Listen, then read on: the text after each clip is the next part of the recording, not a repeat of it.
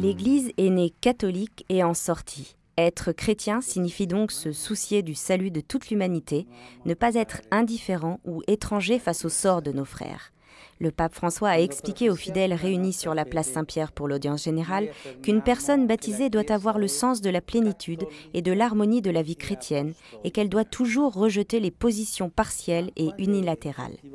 La catéchèse était aussi consacrée au thème de l'Église. Le pape a souligné que notre foi est ancrée dans l'annonce et le témoignage des apôtres de Jésus. Il a donc invité ensuite les fidèles à se sentir toujours en mission, en communion avec les successeurs des apôtres et annoncer le cœur rempli de joie le Christ et son amour à toute l'humanité. Je vous encourage à poursuivre le travail d'évangélisation. C'est ce qu'a dit le pape aux évêques ivoiriens dans le discours qu'il a donné au terme de leur visite à Dlemina. Le pape François a mis en avant le fait que cette église locale vit une réalité dynamique, mais qu'il faut cependant être toujours vigilant afin d'éviter que les vents contraires du particularisme ethnique, présent au sein même de la fraternité évangélique, ne l'emportent pas. Tout comme le désir d'arriver au but par des chemins plus faciles que ceux exigeants dans la parole de Dieu. Le pape François a également souligné l'importance de la formation des laïcs et de l'enracinement de plus en plus profond dans la parole de Dieu, deux points forts de l'Église en Côte d'Ivoire. Soyez des évêques joignables, disponibles, et ne vous laissez pas tenter par le désir de changer vos fidèles. Voici quelques-unes des recommandations exprimées par le pape François dans son discours aux nouveaux évêques. Je voudrais que vous soyez des évêques joignables, pas tant grâce à la quantité de moyens de communication dont vous disposez, mais pour l'espace intérieur que vous offrez pour accueillir les personnes et leurs besoins concrets, en leur donnant toute l'étendue de l'enseignement de l'Église, et non un catalogue de regrets. Et accueillez tout le monde sans discrimination, surtout les prêtres, en leur offrant la fermeté de l'autorité qui fait grandir et la douceur de la paternité qui crée. Et s'il vous plaît, ne cédez pas à la tentation de sacrifier votre liberté en vous entourant de cours, de groupes ou de chœurs consensuels, car sur les lèvres de l'évêque, l'Église et le monde ont le droit de trouver toujours l'Évangile qui rend libre.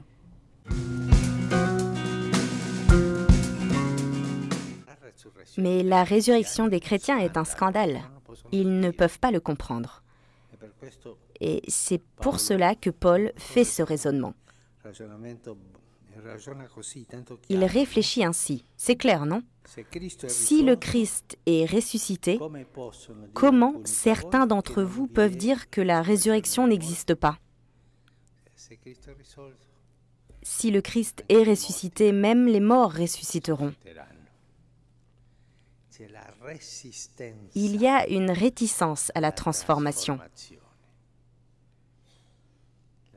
La résistance au fait que l'œuvre du Saint-Esprit que nous avons reçue à notre baptême nous transforme jusqu'à la fin, jusqu'à la résurrection. Et quand nous en parlons, notre langage dit « Mais je veux monter au ciel, je ne veux pas descendre en enfer. » Mais nous nous arrêtons là, n'est-ce pas? Personne ne dit « je ressusciterai comme le Christ ». Non. Même pour nous, c'est difficile d'accepter cela.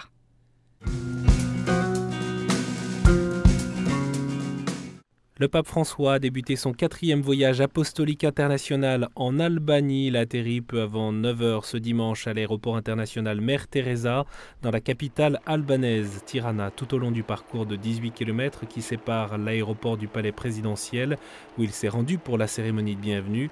Le pape a été salué par des milliers de fidèles qui l'attendaient dans les rues et aussi sur ce boulevard des martyrs de la nation, décoré avec des photographies des 40 victimes de la persécution du régime communiste du XXe siècle.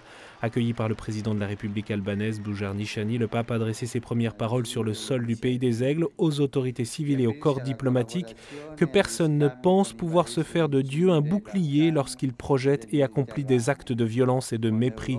C'est ce qu'il a dit en faisant référence aux groupes extrémistes comme l'ISIS en Irak et en Syrie qui déforment le sens religieux authentique comme ils déforment et instrumentalisent les différences entre les confessions. Que personne ne prenne prétexte de la religion, a ajouté le pape François, pour accomplir ses propres actions contraires à la dignité de l'homme et à ses droits fondamentaux, comme le droit à la vie et à la liberté religieuse. L'Albanie d'aujourd'hui, 25 ans après la fin de l'hiver, de l'isolement et des persécutions, peut devenir un exemple pour de nombreux pays pour sa cohabitation pacifique et la collaboration entre les personnes et les communautés appartenant à des religions différentes.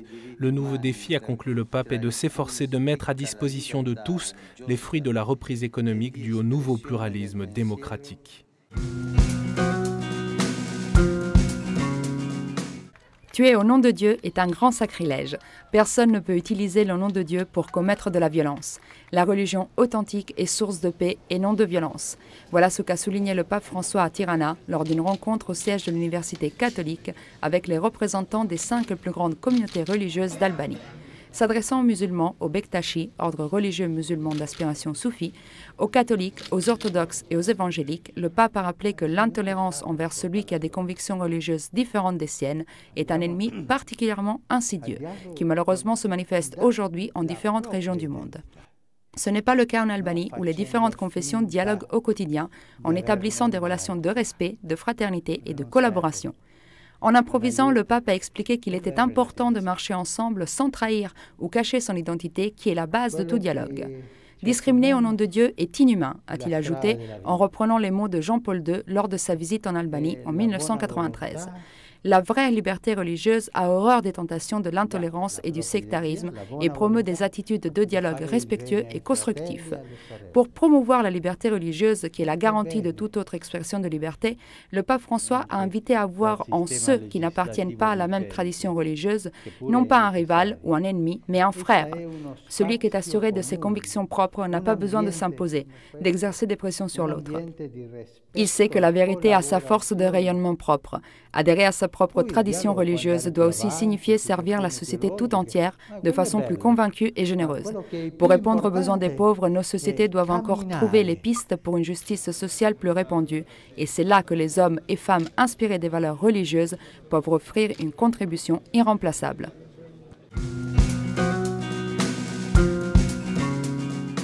Plus de 700 personnes, religieux, religieuses, laïcs, prêtres, séminaristes et naturellement les 7 évêques albanais ont reçu avec enthousiasme le pape François dans la cathédrale de Saint-Paul à Tirana, le deuxième rendez-vous de l'après-midi du souverain pontife en Albanie. Avant la célébration des vêpres, le pape a écouté ému le témoignage de Don Emes Simoni qui a passé 27 ans dans les camps de concentration du régime communiste et le témoignage de la sœur stigmatine Marie Caletta qui baptisait en cachette lors des persécutions.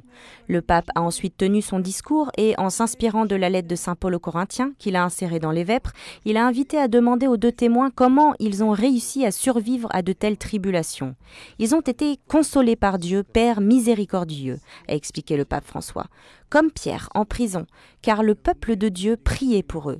Quand l'Église demande au Seigneur de consoler son peuple, le Seigneur console humblement, même en cachette. Il console avec force. Pour nous, qui avons été appelés par le Seigneur pour le suivre de près, a conclu le pape, la seule consolation nous vient de lui. Si vous cherchez la consolation ailleurs, vous ne serez pas heureux. De plus, tu ne pourras consoler personne car ton cœur n'a pas été ouvert à la consolation du Seigneur. Dans son discours, le pape a dit apprécier l'engagement des différentes réalités ecclésiales contre les nouvelles dictatures qui risquent de garder esclaves les personnes et les communautés.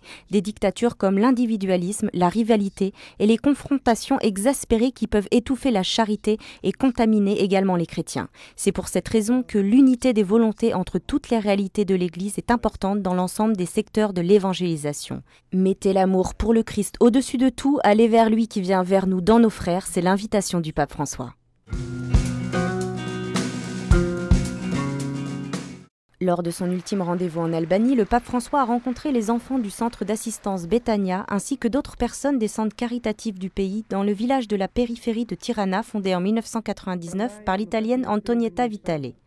Dans l'église, après avoir écouté le témoignage d'un jeune qui a grandi dans le centre, le pape a rappelé que le bien paie plus que l'argent qui lui déçoit, car nous avons été créés pour accueillir l'amour de Dieu et le donner à notre tour et non pour mesurer chaque chose sur la base de l'argent et du pouvoir. Le pape François a ensuite ajouté que les volontaires ont été remerciés par le jeune car depuis 15 ans, il se sacrifie avec joie par amour de Jésus et par amour pour nous. Même s'ils ne sont pas compris par un grand nombre de personnes, ces personnes qui cherche sans répit dans les richesses terrestres, dans la possession et dans le divertissement voué à lui-même, la clé de leur existence et qui trouve au contraire aliénation et étourdissement. Le secret d'une existence réussie, a conclu le pape, est d'aimer et de se donner par amour. Il a ensuite embrassé sur la place de l'église des centaines d'enfants. C'est alors que nous trouvons la force de nous sacrifier avec joie et les choix définitifs de vie ne nous font plus peur, mais ils nous paraissent dans leur vraie lumière comme un moyen de réaliser pleinement notre liberté. Après un bref entretien avec le Premier ministre albanais à l'aéroport Mère Teresa de Tirana, le pape a salué les autorités et les évêques albanais et il est monté dans l'avion qui l'a reconduit à Rome.